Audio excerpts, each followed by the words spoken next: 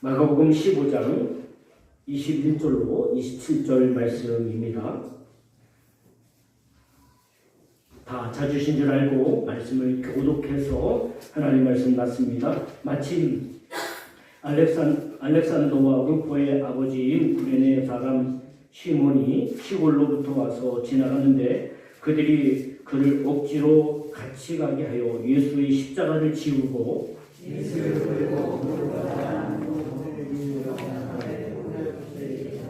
모략과 탄 포도주를 주었으니 예수께서 받지 아니하시니라.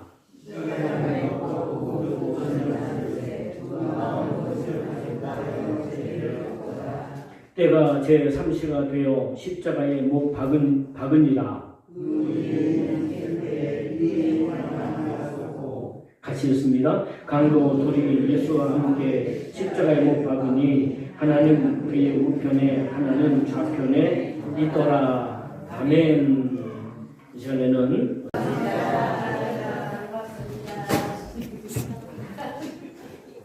진짜 반갑지 않으세요? 네. 이거 어떤 분은 인상 쓰면서 만나서 다시 예수의 사랑으로 사랑합니다. 예수의 사랑으로 사랑합니다. 아멘. 오늘도 하나님의 은총이 우리 모두에게 임할 줄 분명히 믿습니다. 은혜를 사명으로 감당하라 하는 말씀을 가지고 마가복음 15장 21절로 27절 말씀을 가지고 함께 은혜를 나누려고 합니다. 제가 잠깐 앉아있으면서 그런 생각이 들었어요. 내가 목회 초보구나 하는 생각이 들었어요. 왜냐하면 예배 드릴 때마다 긴장이 돼. 여러분이 아니라 하나님께 긴장이 돼. 그래서 오늘도 예배 초보자, 목회 초보자가 오늘도 하나님 말씀을 전하겠네. 그런 마음이 들었습니다. 조선시대 고대 소설 중에 춘향전이라고 있죠. 아시죠? 이 춘향전에서 나온 말인데 억지춘향이란 말이 있어요. 억지춘향. 이 억지춘향이라는 말에는 몇 가지 이렇게 뜻을 갖고 있더라고요. 뭐 보는 사람마다 해석하는 사람마다 다르게 보지만 결국은 그겁니다. 억지로 우긴다는 거예요. 억지로 뭘 시킨다는 거예요. 그래서 억지춘향이라고 하는 말이 그렇게 쓰여졌습니다. 오늘 보면은 예수님이 십자가의 길을 가고 있습니다. 그 예수님이 십자가를 지고 간 그 길을 뭐라고 하냐면 비아 돌로로사라고 얘기합니다. 비아 돌로로사라고 합니다. 그곳을 예수님이 지나가시면서 이렇게 넘어지실 때 또 이렇게 벽을 집으시면서 그 닿았던 곳이 기념으로 이렇게 다 새겨져 있어요. 예루살렘 가면 그것을 우리가 볼 수 있습니다. 그래서 비아 돌로로사라고 이렇게 이야기합니다. 당시에 지금도 마찬가지지만 유대인들 중에는 이스라엘 그 경내에 살지 않고 외부에서 살았던 사람들이 많이 있습니다. 그 사람들을 디아스폴라 유대인이라고 이렇게 얘기를 합니다. 우리나라도 디아스폴라 한국인 이제 전 세계 나라에서 한국 사람들이 살잖아요. 저는 이스라엘 사람들도 유대인들도 이스라엘 땅에서만 사는 것이 아니라 전 세계에서 이렇게 살면서 그들이 정체성을 잃지 않고 정체성을 유지하면서 살아서, 왜냐하면 그들은 회당이라고 하는 시나고기라고 하는 회당을 만들어서 가는 곳마다 그곳에서 신앙교육과 또 정체성을 잃지 않고 그들이 공동체를 회복했기 때문에 가지고 있었기 때문에 그들이 그것을 갖고 있었습니다. 그런데 오늘 본문에 나와 있는 그 시몬이라는 사람은 오늘 본문에 보면 어디 사람이라고 표현되어져 있습니까? 구레네라고 하는 곳에서 있었던 사람이다. 이스라엘은 당시에 성이 없습니다. 김씨, 이씨, 황씨, 무슨 최씨 이런 성이 없어요. 그래서 지역을 항상 앞에다 놓습니다. 그래서 우리 예수님도 나사렛 예수라고 하는 말을 쓰잖아요. 나사렛 동네 사람 예수라고 이렇게 얘기하는 거예요. 그렇게 유다도 가룟 유다도 가룟인 유다.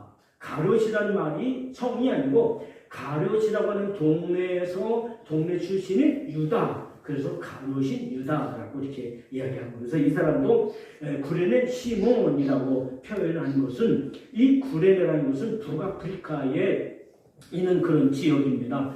북아프리카에 있는 지역으로서 여러분 지금도 이곳은 지금도 있죠. 리비아라고 하는 나라가 있죠. 리비아. 이 리비아라는 곳이 옛날에는 구레네라고 이렇게 사용을 했어요. 그래서 지금 리비아가 내전으로 굉장히 어려움을 겪었었잖아요. 그래서 구레네 시몬, 오늘날로 말하면 리비아 사람 시몬이라고 그렇게 표현하면 되겠죠. 우리나라 옛날에 서울 때, 무슨 전주 때, 부산 때 이렇게 우리나라도 그렇게 말을 썼던 것처럼 그런 식의 표현이다라고 보면 되겠습니다. 그 사람이 이제 유대인이잖아요. 유대인이니까 유대인은 의무적으로 3가지 절기에는 반드시 예루살렘에 와서 그들이 하나님께 예배를 드렸어야 됩니다. 그 중에 하나가 바로 6월절입니다. 6월절. 이 6월절에 그래서 이 시몬이 구레네 사람 시몬이 예루살렘을 올라왔습니다. 올라왔으니까 한 무리가 쫙 가는데 보니까 어떤 사람이 십자가를 지고 가는 거예요. 무슨 큰 죄를 잘못된 엄청난 죄를 졌나 보다 싶어서 구경하면서 가고 있는데 갑자기 로마 군병이 그걸 확 채는 거예요. 그래서 왜 그러냐고 그랬더니 너 일로 와. 이거 십자가죠. 그래서 예수님의 십자가를 대신 지게 하고 갔습니다. 십자가는 보통 30kg에서 50kg 정도 무게가 된다고 합니다. 십자가 굉장히 무거운 그런 큰 나무 토막이죠.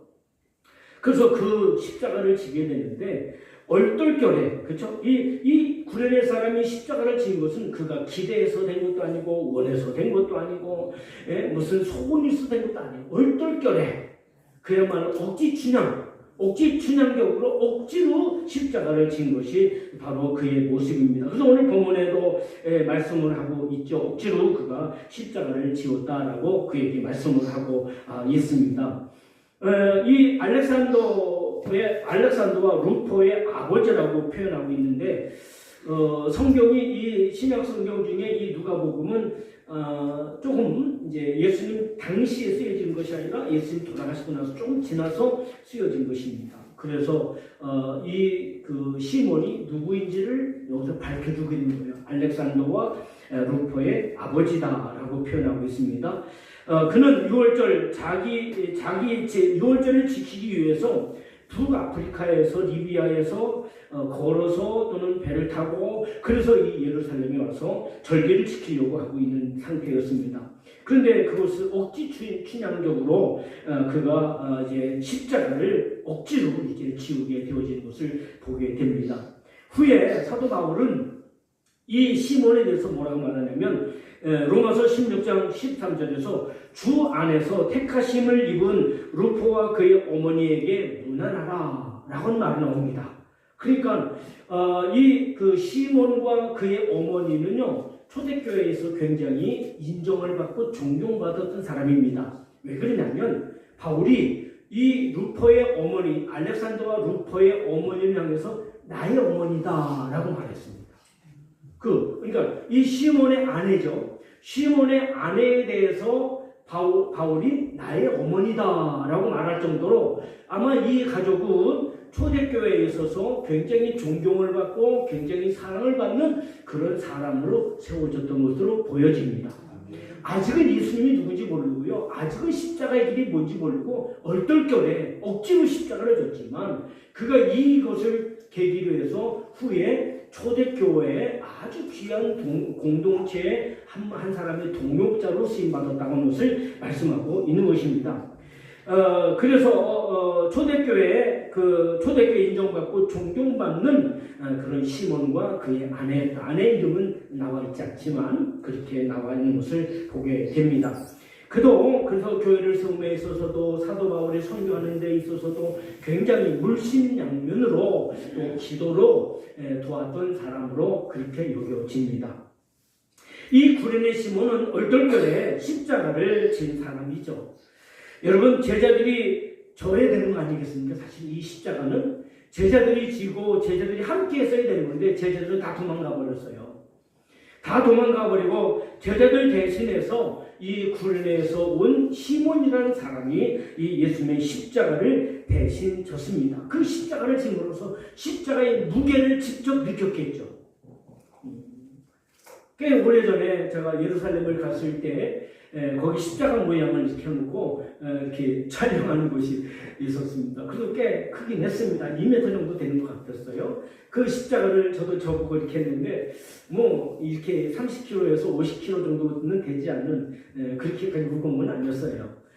그랬는데 그 십자가를 했는데 제가 옛날에 섬기던 그 교회에서 제가 십자가를 만들어서 교회에다 이렇게 높이 달았습니다.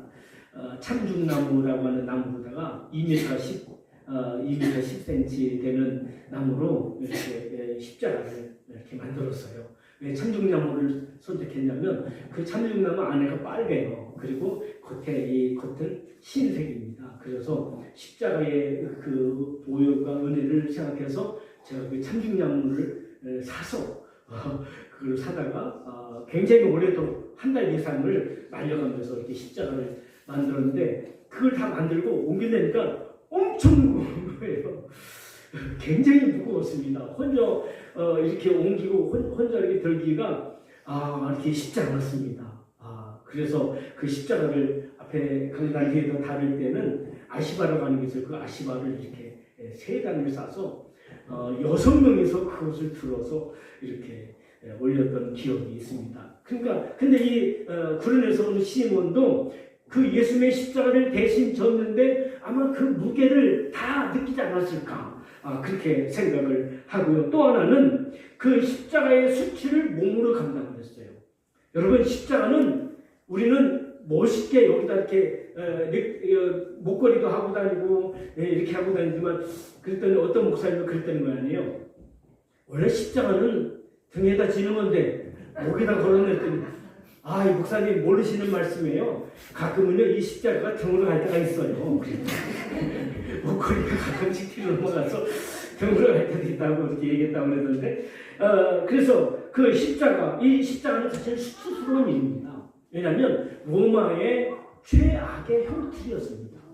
사형틀이었어요. 그러니까 우리는 지금 그 십자가의 의미와 십자가의 그 안에 들어있는 진리를 알기 때문에 그것을 기쁨으로 감사함으로 목에 걸고 다니긴 하지만 이 십자가는 사실은 수치스러운 겁니다. 그런데 이 구레네에서 온 시몬이 그 십자가를 지면서 수치를 몸으로 다 느껴본 거예요. 수치를 다 느꼈습니다. 몸으로 감당했습니다. 그는 예수님과 함께 멍에를 맨 사람입니다. 가장 고통스럽고 불명예스러운 그런 불명예스러운 일이지만 여러분 그 일을 통해서 은혜의 길을 가게 되었던 것을 보게 됩니다. 여러분 얼떨결에 억지로 진 십자가는 전혀 색다른 은혜이지만 예수님과 동역하는 은혜로운 십자가였음을 볼 수 있습니다. 할렐루야. 우리도 마찬가지죠. 우리가 이렇게 교회에서 목사로서 또는 장로님으로서 권사님으로서 집사님으로서 교회 일꾼으로서 반주자로서 또 봉사자로서 일하는 것은 어떻게 보면 십자가를 지고 주님과 함께 동행하는 동역자의 의미도 있고 그뿐만 아니라 어떻게 보면 예수 믿기 때문에 많은 사람들 앞에 또 많은 그런 환경 앞에 내가 내 자신을 내세워야 될 때가 있고 내 자신을 명예가 아니라 수치스러움을 보일 때도 있단 말이에요.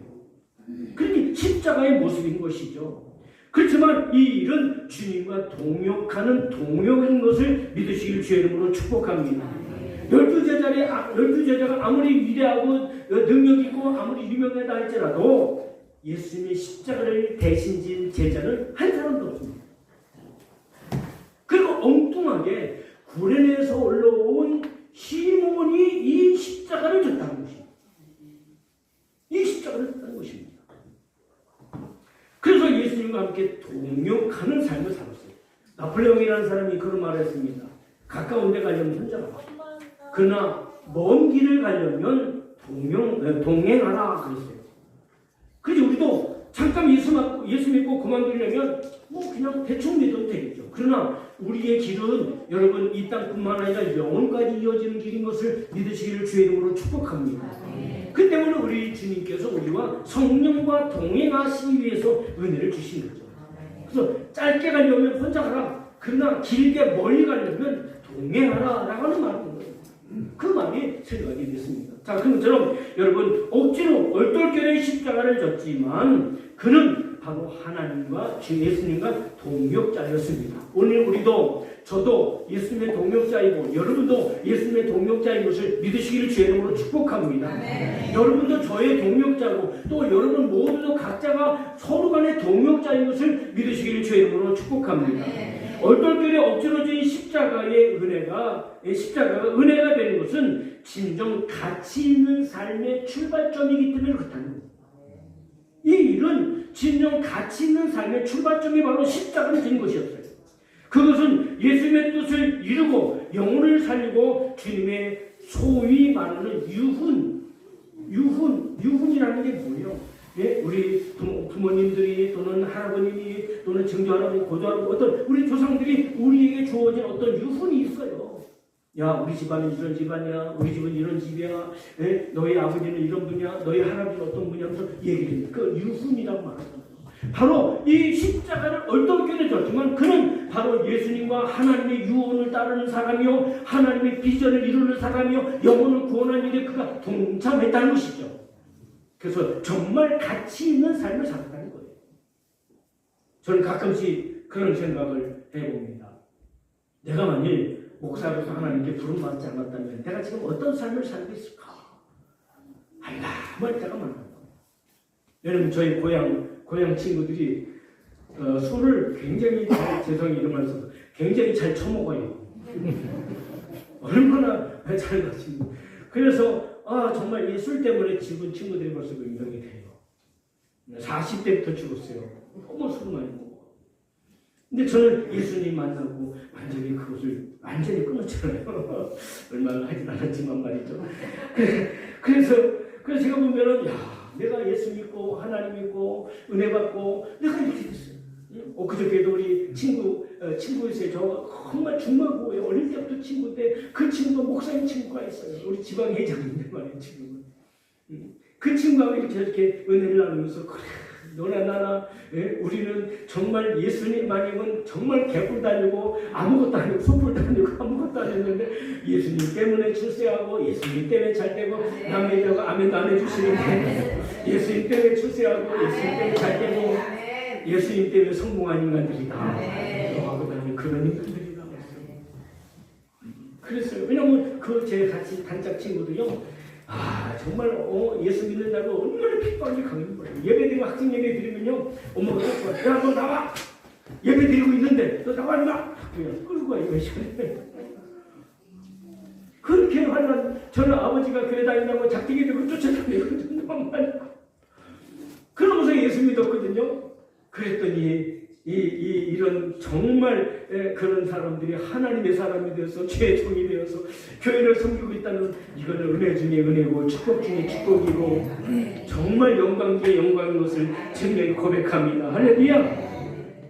그래서 초대교회에 존경을 받을 정도로 오늘 이 구레네 사람 시몬이 만약에 거기서 십자가를 억지로 만약에 치지 않았다면 그가 이름이나 교회에 성경에 나왔겠어요? 이름이나 나왔겠어요?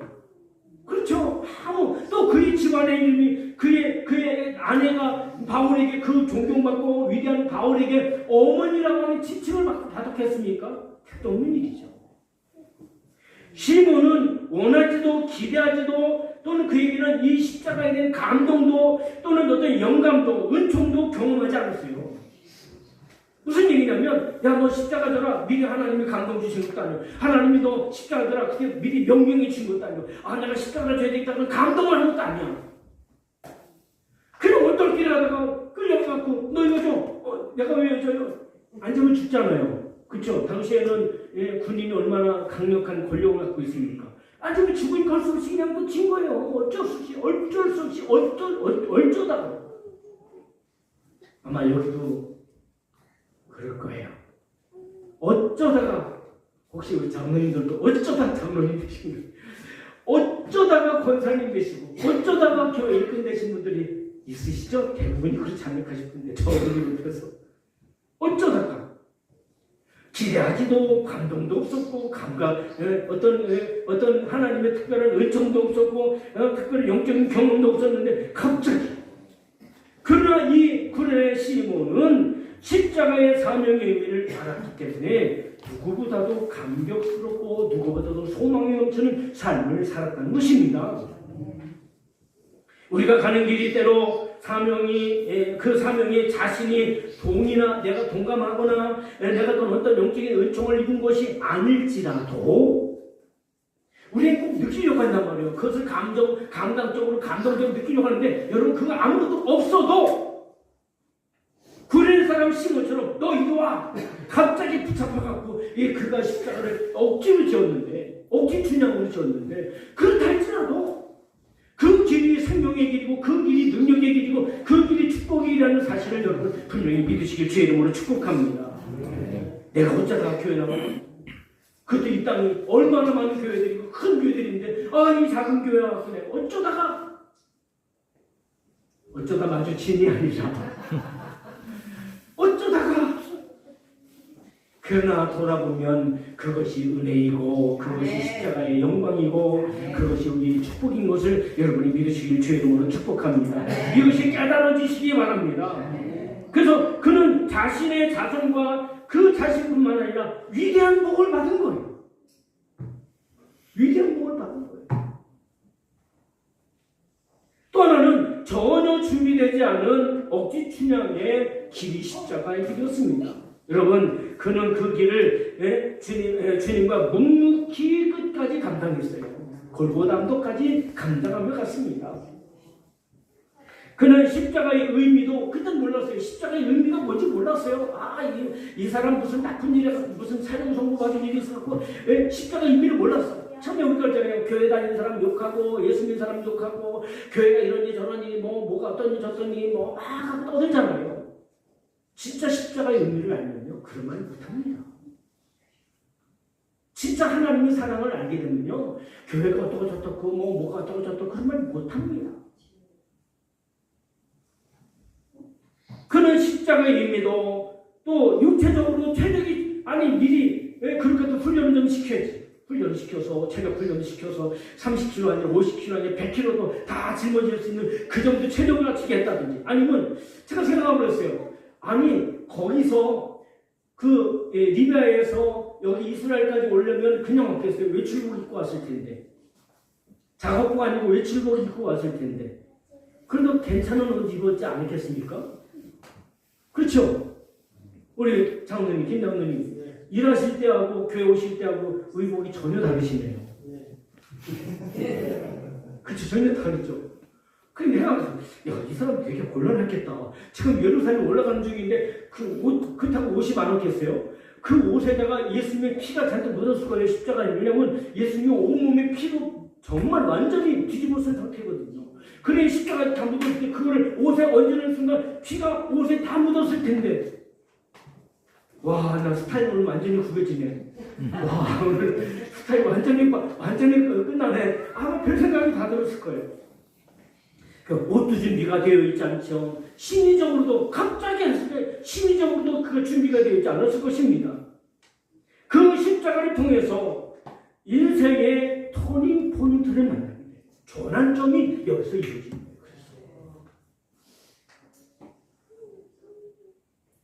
예수님은 그리스도이심을 믿으시기를 주의 이름으로 축복합니다. 바울은 갈라디아서 6장 14절에서 내게는 우리 주 예수 그리스도의 십자가 외에는 결코 자랑할 것이 없도다라고 얘기했습니다. 제가 약 25년 전에 시국이라고 하는 나라, 우리나라 가까운 나라예요. 거기에 성교 사역을 하러 갔다 왔습니다. 근데 제가 가려고 한 게 아니고 그곳에 저희 동기가 선교사로 나가 있었습니다. 근데 이 선교사가 이제 사역을 하다 보니까 이제 많이 전도가 됐어요. 교회를 이렇게 이루었는데 교회가 굉장히 많이 부흥이 됐어요. 근데 혼자 뭘 한다니까 이게 잘 감당이 안 되는 거죠. 저희 동기에 요청을 해왔어요. 동기들 중에 1,5명 정도가 오셔서 우리 좀 전도사들을 가르쳤으면 좋겠다. 그래서 4분이 선정이 됐어요. 저는 안 간다고 했죠. 그런데 갑자기 제 가까운 친구 중에 한 목사님이 자기 갑자기 일이 생겼다가 못 간다는 거예요. 그래서 지목된 사람이 나야. 저예요, 저. 그냥 가라. 나 싫은데 준비 상태. 또 가. 그럼 나 뭐 배워야 되는데 너가 할 일은 교회론과 절기에 대한 영적인 의미를 그들이 가르쳐라. 그걸 갑자기 며칠간 계속해서 준비했어요. 참 억지 춘향격으로 제가 그 4명이 같이 갔어요. 4분의 목사님이 같이 갔습니다. 같이 가서 커리큘럼을 짜서 3박 4일 동안 그들을 아침부터 저녁까지 계속 교육을 시킨 거예요. 그래서 그 교육을 위해서 가서 교육을 시키면서 갔어요. 그러면서 수요일 날 저녁에는 부흥회도 했어요. 왜냐하면 그 중에 부흥회도 하실 줄 아는 분들이 계시거든요. 그래서 부흥회도 하고 그랬는데 목요일 날 마지막 날에 이제 모든 프로그램이 다 지나고 마지막 저녁 시간에 제가 이제 절기에 대해서 교육을 시키는 거예요. 여러분 절기는 그냥 우연하게 주어진 것이 아니고 절기에 대한 설명을 시작하는데 갑자기 누가 문을 확 열면 따닥 꼼짝마 따닥 들어와요. 누가 들어왔는지 아세요? 공안 경찰이 들어왔어요. 깜짝 문을 만나고 하면서 우리 여권 내놔가지고 여권 다 뺏기고 경찰 구로 쭉 끌려갔어요. 8층에 있었는데 그 나라는 휴일이라고 엘리베이터도 작용을 안 하더라고. 밤이라고. 거기 올라가서 밤새도록 취조를 받았어요. 다 얘기해 끝나면 또 그러니까 그 4명을 다 각자 다른 데 갖다 놓고 계속 취조를 하면서 기다리라고 했더니 그 4명이 얘기한 것을 다 갖다 놓고 다 이렇게 다 비교를 하는 거예요. 근데 우리 가면서 얘기했거든요. 우리가 다 솔직하게 얘기하고 한 가지만 얘기하지 말자. 선교사만 말하지 말자. 그것만 감추자. 다 감당하자. 왜냐면 선교사는 살려야 되니까. 그 중에 한 분이 옛날에 젊을 때 거기 갔다 온 적이 있어요. 우리나라 경찰서. 그래서 이 사람들은 절대 속일 수 없다. 그러니까 다 솔직하게 얘기하고 선교사만 비밀로 하자. 그래서 그만 비밀라고 다 조서 썼는데 다 솔직하게 얘기했어요. 그때 자기들이 다 이렇게 비교를 해보더니 괜찮았나 봐. 됐다. 그리고 너희들 숙소 가서 있어라. 그리고 보내줬어요.